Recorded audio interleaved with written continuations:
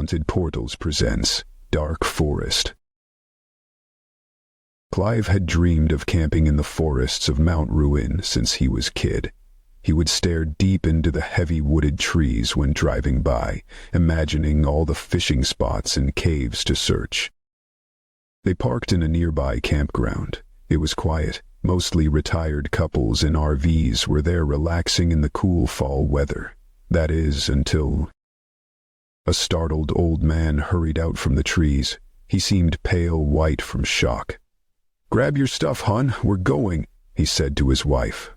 Looking perplexed, she stood up quickly and hurried in behind the old man. Within moments they were driving away, out of the camp, into the darkness. Uneasy, Clive got out of the tent and looked around. As soon as he popped out of the tent, the sounds had stopped. "What on earth was that, Clive?" Marianne asked. "Not sure. Wild boar, maybe," he replied. "But didn't you hear that weird laughing? Do they have hyena in these woods?" she asked.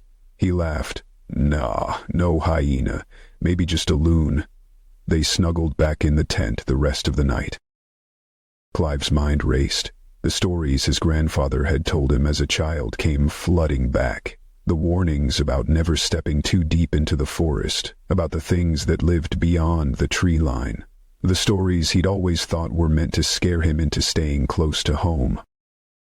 The laughter layered, growing distorted and inhuman, crawling between the trees. Shadows shifted beyond the pines. Tall, thin figures, their limbs crooked like broken marionettes. Sound of clattering hooves mixed with the scraping of claws against bark. The last thing they saw was a dozen more horrible figures emerging from the trees, grinning wide.